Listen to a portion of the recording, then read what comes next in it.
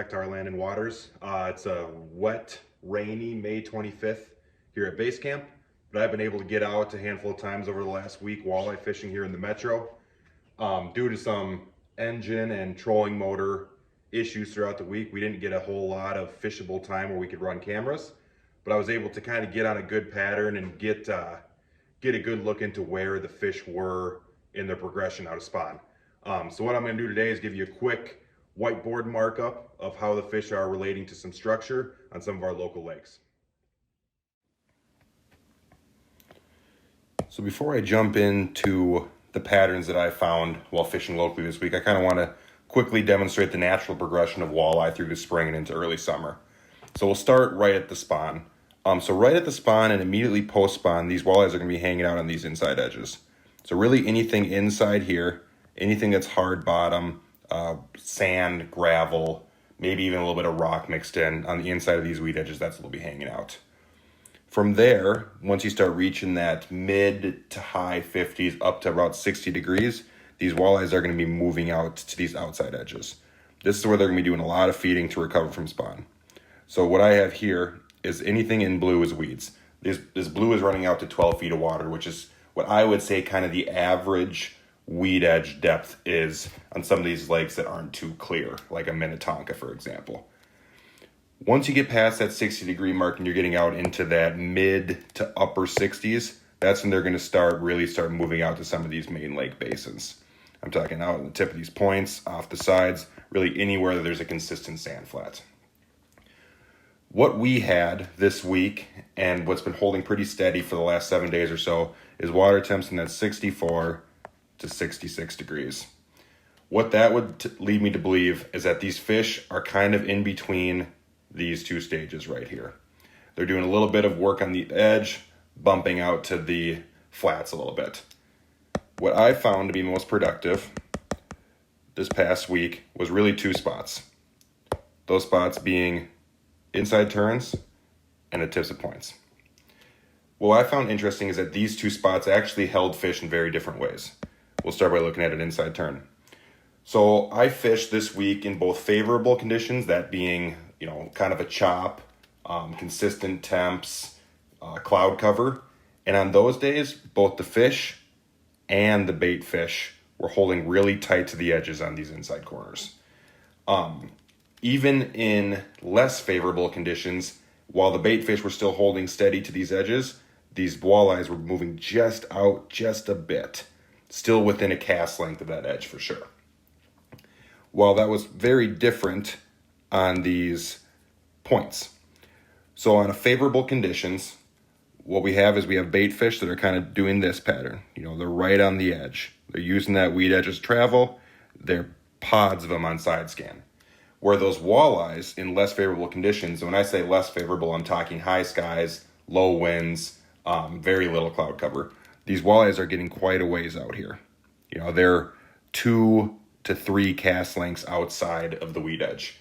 I actually took a clip on my side imaging that I'll plug in here that kind of demonstrates how far off of the weed edge these walleyes were setting up.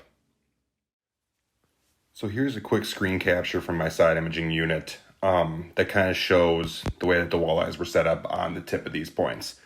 So what you can see here is I have some weeds right here under the boat, and I also have a bunch of weeds over here. This is right on the weed edge because everything to my right is clear. This is 11 feet of water. That weed edge is kind of extending 11, 12, 13 feet of water depending on where you are. You can also see that directly under the boat, right on the weed edge, are these bait fish. I'm thinking these are schools of sunfish or perch that are cruising kind of above those weeds, right on the edge. You can also see to my right, this area, a full cast length, if not more off the weed edge, all these little marks here. These are walleyes. These are shadows directly on the bottom. So what this is going to show is that all these walleyes during this daylight, this is 6:43, so this is before the low light period, are set up off the break, a full cast length, if not more. So as you can see in those less favorable conditions, those walleyes that are on these points were moving pretty far off the edge, which leads me to believe that these probably aren't real active walleyes, at least during the daylight hours. as the sun sets and the water gets a little darker, these walleyes might start moving up onto these points to feed. On these less favorable conditions, specifically the other night when I was out fishing and I was fishing the tip of this point, we had a heavier wind moving this direction. What that did is the bait fish didn't move, still right here. But what that helped with is it actually pushed these walleyes up a little tighter. They still weren't quite as tight as the way they were set up on these inside corners, but they moved in to easily within one cast length of this edge. So my guess is that these fish were a little bit more active and are probably going to slide up tighter to the edge as the night rolls on. If you're going to be out fishing walleyes in the metro within the next week or two, as long as these water temps are staying in these mid-60s, the progression I would take is I would start looking at these inside corners right when you get on the lake, and as night rolls on, the tip of these points might get hotter. The reason I think that these might be hotter during low light periods right around sunset is I think most of the fish that have been staging out here that are moving up are probably going to be really actively feeding. Where the difference between right here, these fish may have been feeding on and off throughout the day, so you may not get as aggressive of a bite window as you will up on the tip of these points right at sunset. Thanks for tuning in to another episode of Our Land and Water. I hope that some of these tips and that markup will help you catch some more walleyes as we head into this late spring, early summer period.